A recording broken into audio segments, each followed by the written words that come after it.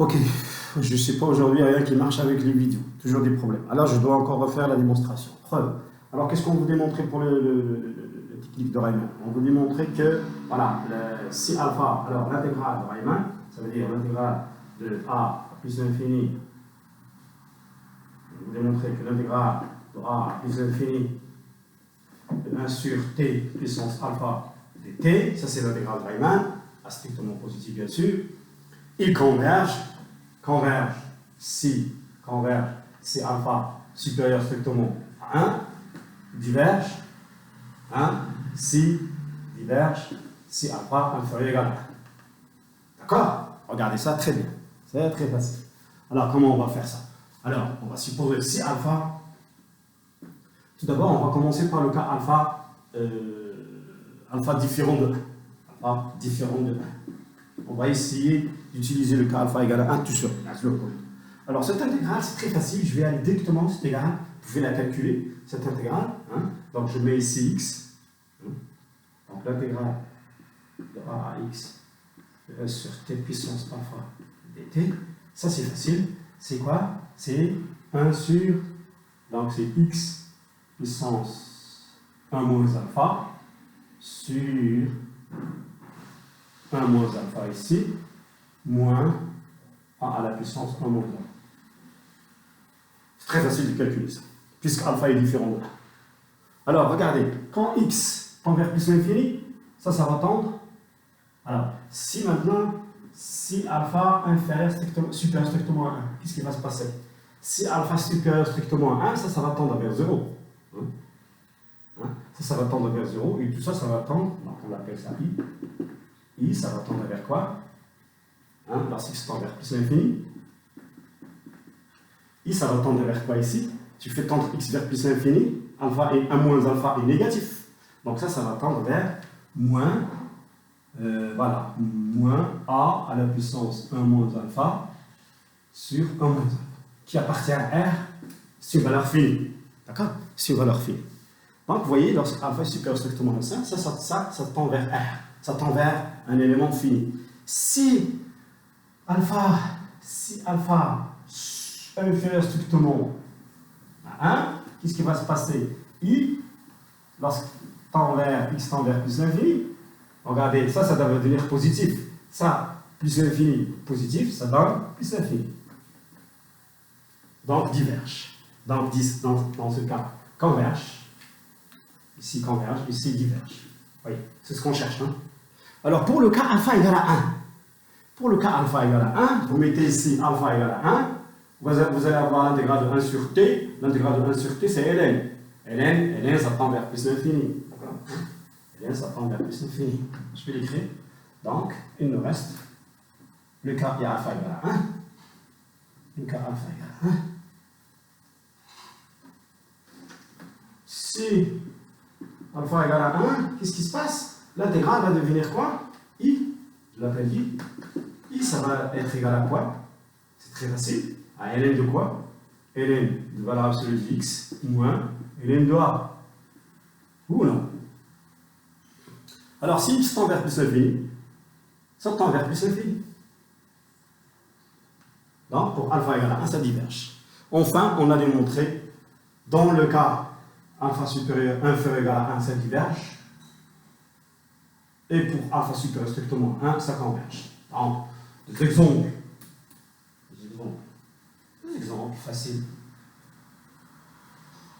Et avec ça, je vais finir le cours des intégrales généralisées. Regardez, cette intégrale-là, 1 sur t puissance 4, directement, il converge. Pourquoi? Je regarde directement 4 est supérieur à alpha, il converge.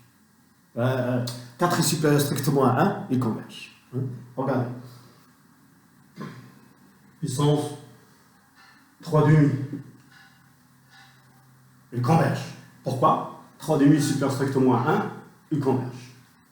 Regardez là. 1 demi. Il diverge. À quoi il diverge? 1 demi est inférieur strictement à 1, il diverge. Voilà. Et bien sûr, si vous mettez 1, il diverge parce que alpha égale à 1. Donc, vous voyez, c'est les cas des intégrales de Riemann. Alors maintenant,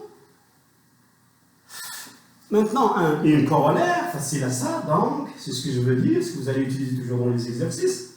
Donc, qu'est-ce que vous avez? Si vous avez une fonction f de t équivalente 1 sur t puissance alpha avec alpha supérieur strictement à 1, non, avec alpha appartient à R.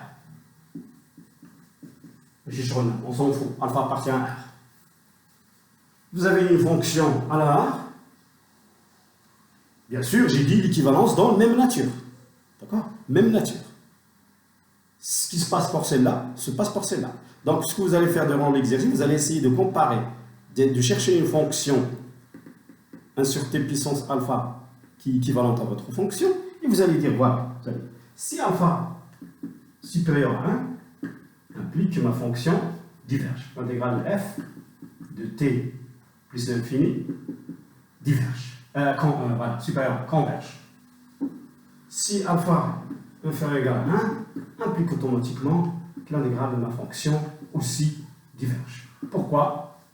Regardez, j'ai fait l'équivalence avec l'intégrale de Riemann. Je sais que l'intégrale de Riemann, il converge lorsque alpha est supérieur à 1, il diverge lorsque alpha est inférieur à 1. Ce qui se passe pour la fonction f, c'est la même chose. Pourquoi? Parce qu'ils sont équivalentes. Donc ça, c'est un corollaire. Donc vous avez un exercice. Prenez, je ne sais pas moi, prenez, comme j'ai fait tout à l'heure, regardez un exemple. Un exemple.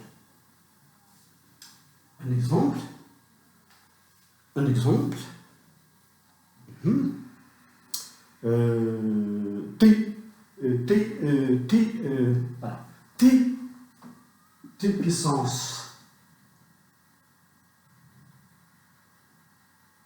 2 sur t puissance 4 plus 1.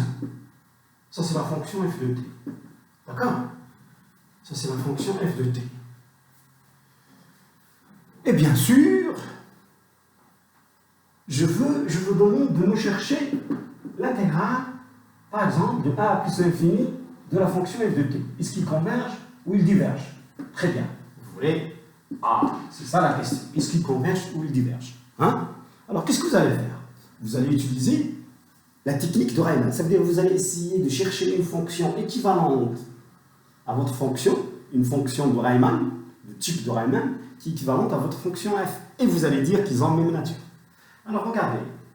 Je sais bien que ma fonction t carré, je sais que f est équivalente à quoi? Est équivalente à 1 sur t carré. Oui ou non? Vous êtes bien d'accord avec ça, oui ou non? Hein? Êtes-vous d'accord avec ça? Bien sûr. Pourquoi? Parce que si vous faites f, la limite de f divisée par cette fonction d'hg, faites diviser cette fonction par 1 sur t carré. Ça va donner 1. Hein? La limite, ça va donner 1. Et puisque ça donne 1, ça veut dire que les deux fonctions sont équivalentes. Très bien. Alors, puisqu'ils sont équivalentes, vous allez dire directement, je sais que, on sait que quoi, d'après Riemann, que cette intégrale converge. Vous allez dire que l'intégrale de 1 sur t carré converge. Pourquoi? Vous allez dire parce que alpha est supérieur strictement à 1. Car alpha est supérieur strictement à 1. Donc, automatiquement, l'intégrale de f converge aussi. Ça. Donc ça, c'est une technique de comparaison par rapport à l'intégrale de Riemann. D'accord? Il y a plein d'exemples, plein d'exercices. Alors, moi, je vais récapituler ça pour vous. Regardez, lors de l'examen, bien les exercices, les évaluations, en total, les intégrales généralisées, c'est quoi? C'est quoi qu'on cherche pour une intégrale généralisée? Alors maintenant, je vais faire un résumé. Et c'est très important, essayez de m'écouter ce que je dis. Je vais vous donner des astuces. Alors, le problème, c'est quoi? Le problème, il s'agit de quoi? Il s'agit d'étudier la nature de cette fonction. Est-ce qu'il converge? Est-ce qu'il diverge? Alors, il y a plein de façons. Tu peux la calculer directement. Et tu fais la limite. La technique classique. Si la fonction est très facile. Des fois, lorsque la fonction est difficile à calculer, l'intégrale de f est difficile à calculer, alors là, tu vas penser à d'autres techniques. Alors, parmi ces techniques-là, il y a la comparaison. La comparaison par rapport à une autre fonction. Ou bien, tu vas la majorer par une fonction g qui converge, qui est facile à calculer, qui converge. Ou bien, tu vas la minorer par une fonction g qui diverge. Et tu vas dire qu'il diverge. Ou bien, tu vas utiliser la dernière technique que j'ai dit. Il suffit de trouver une fonction de Riemann, 1 sur t puissance alpha, équivalente à ta fonction. Et à partir de la technique, la fonction de Riemann, tu vas dire, puisque f est équivalente à une fonction de Riemann, c'est-à-dire que f est équivalente à une fonction de Riemann, tu vas dire qu'ils ont même nature. Si Riemann converge, elle converge. Si Riemann diverge, elle diverge. C'est ça, en une seule phrase, c'est ça, les intégrales généralisées. D'accord? Alors maintenant, je m'arrête là et je finis le cours, bien sûr, des intégrales généralisées. Il reste beaucoup, des intégrales impropres. Il reste beaucoup de choses. Généralisées en propre. Lorsqu'on dit généralisées en propre, c'est la même chose. Mais il reste encore beaucoup de choses. Ici, on peut aller, mais regardez votre cours, vous les ingénieurs, c'est un cours qui est un peu restreint. Ça veut dire qu'on va aller droit au but et donner l'utilité et le nécessaire de cours, le nécessaire de contenu. C'est ça qui nous importe. Et surtout, essayer de donner des applications. Bien, donc maintenant, je vais commencer le cours des équations différentielles.